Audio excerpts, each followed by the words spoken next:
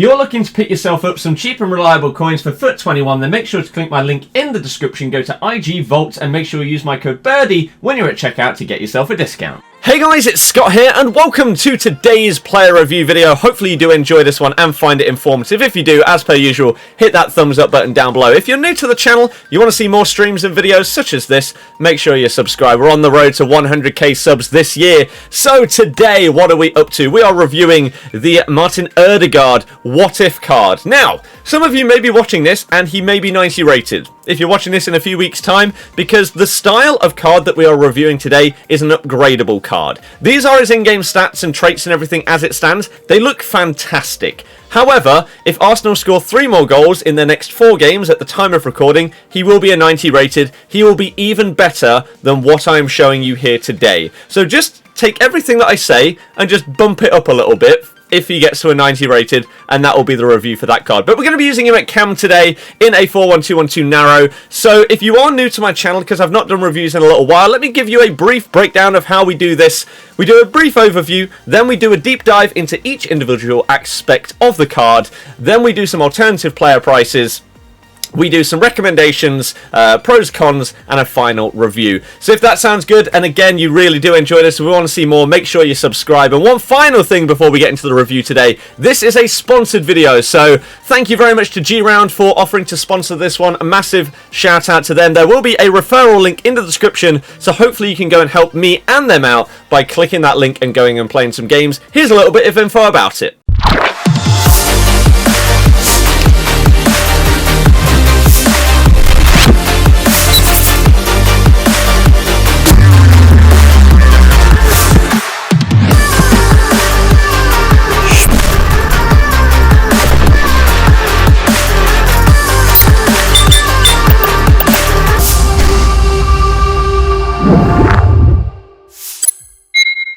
Welcome to G-Round, a unique platform that finds the best upcoming games from around the world. They have reached out to sponsor us today to show you how you can connect with talented game developers and trusted gamers all through different communities. And also, other than getting exclusive access to upcoming games, you can get yourself some G-Points on the platform to earn in-game skins and exclusive items. Really, really easy to use. You download the G-Round launcher, and then hopefully you guys can leave some reviews for these developers to try and improve their upcoming titles. My referral link will be in the description down below, so go and get some games, play for free. I'll leave you with a trailer.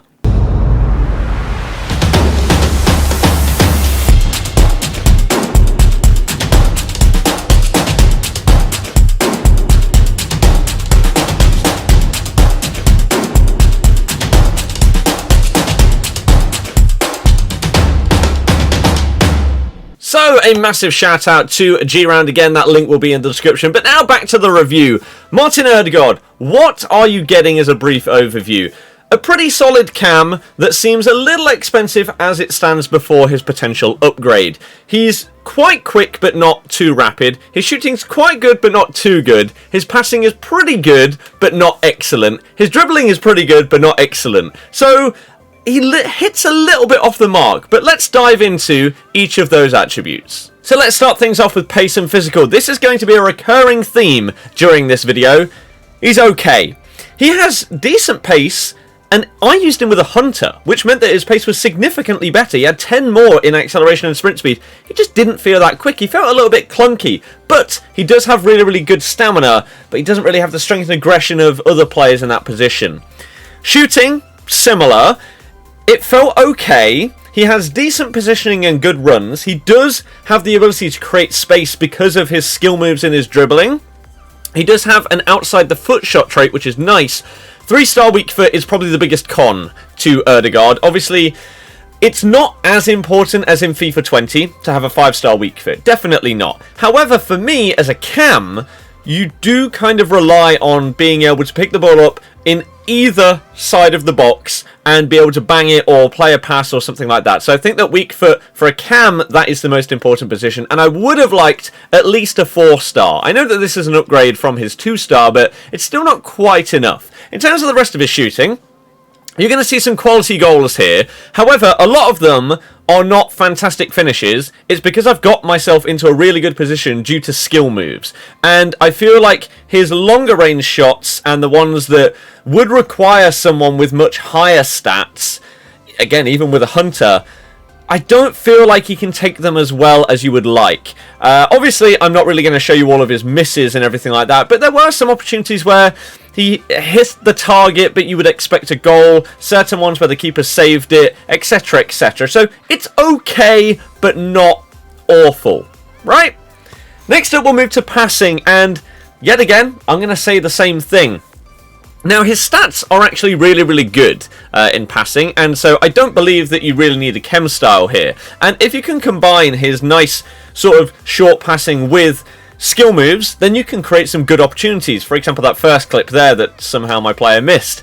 He is good at passing, but compared to certain other players that you may have used this year or may use in the future, he's not insane. He's not going to blow you away. Now, one good thing that his passing combined with his shooting stats gives you is good free kicks. Hence me banging that one in right there. But if you compare him to, I don't know, Messi or someone with top tier passing, he doesn't feel like he plays to the stats. Not quite. And I feel like that is the best way to sum him up in every stat department. His stats look great. They should be great. But they only play as good, if that makes sense. So he can play some really, really nice through passes and everything like that. Yet again, the weak foot is a little bit of a downer because 3-star weak foot when you're trying to pass the ball, not as good as you would like, really. Again, in that cam position, you want to be able to spray passes left foot, right foot, over the top, short to feet, whatever you need. And so I feel like he is limited a little bit there, but again, in terms of short passing and creating opportunities, he did do a good amount for me, and so I can't say he's awful. Now we move on to the big one for Odegaard, and this is his dribbling. Now, if you don't know me, I love a skill move. 5-star skill moves are the best thing in the game for me. I absolutely love them. So we take a look at his stats here, and his reactions and composure are significantly lower than his other dribbling stats. I think I felt this because he just didn't quite seem to react, for a lack of a better word, to scenarios as quick as he should do. And as I say, some of the misses and stuff that he had, maybe it's due to his composure not quite being in the 90s, and so he gets put off by little bits and bobs. Other than that, though, he does have nice control on his dribbling, and he does have good balance as well. He has 5-star skills, which the majority of the clips that I'm going to show you to do with Odegaard today, this is why I wanted to review him. I love skill moves, and I really, really wanted, for the last couple of promos that have come out, some awesome 5-star skillers, and we haven't really got any. Whereas Odegaard came out, and I was like, this is the guy. That right there is an example of his composure, I believe, by the way. Him not finishing that shot, combined with his 3-star weak foot. Now, the one thing that I will say in terms of his dribbling that, again, doesn't really make too much sense is what I said with his pace. I was playing him with a Hunter. So he had, I think, 97 acceleration, 94 sprint speed, 93 agility, 91 balance, yet whenever you were doing anything other than skill moves or tight control, it felt very loose and out of control. And so running at pace, he doesn't feel as smooth as other players in the game, like Messi. So, one to think about, but his dribbling, other than that, really, really nice, lots of fun to use. Now we move on to some alternative player prices that you may be looking at if you don't want to get yourself Odegaard. The first one that is, I guess, maybe the closest that you can get in the Premier League. You've got a 5-star skilling Cam with not an amazing weak foot. You've got a ones to watch Ziyech. Now, he is significantly cheaper. At the time of recording, Odegaard went from 600k to 800k down to 700k. So his price may fluctuate over the next couple of weeks, depending on whether he does get his upgrade. He may be 1,000,000 coins or something by the time you watch this if he is a 90. Kaká is another one that is similar to him in terms of his stats and similar in price. And then you've got Zidane, which is basically a slightly better version, but significantly more. So that's where it doesn't look as bad of a price for Odegaard. So let's get into the final overall review for him. You've seen the ratings on the left-hand side right there.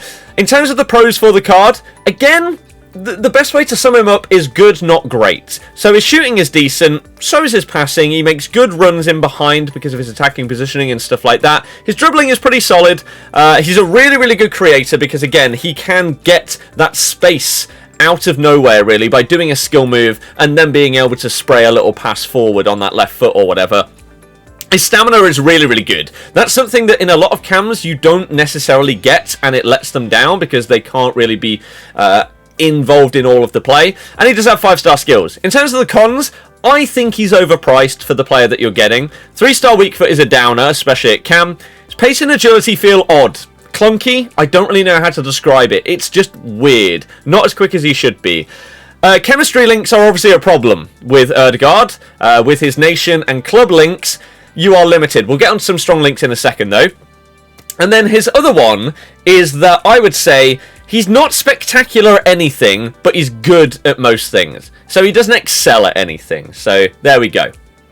Next up, we'll get to the recommendations to end things off. Hunter. You have to go with a Hunter because I used him with this and he still didn't feel that quick. So I imagine using him without it. Maybe it's his body type and his height combination. I'm not too sure. I feel like you definitely need this, and you obviously boost up his shooting. His dribbling and passing are already high enough. That's fine. In terms of the playstyle, the best way to utilise this Odegaard card, in my opinion, using him as a playmaking cam, because his attacking positioning is very, very good.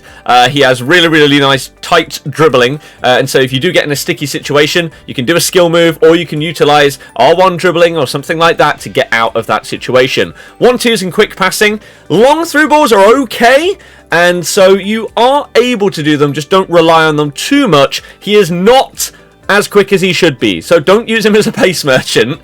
But you can utilise his solid passing. His shooting is okay as well. So just use him as a decent cam with skill moves, really, and you should be doing okay with this Odegaard. In terms of the strong links, it's basically just Arsenal. Now, that is one of the reasons why this card is a little bit overpriced, because if you have a hybrid, he's going to be a lot harder to get into your team unless you want to use one of these 4 players on your screen right here, or Tierney. So, let me know what you think to Odegaard if you have used him in the comment section down below. Hopefully you enjoyed this one. If you did, thumb it up, subscribe, and I will see you guys next time. Goodbye.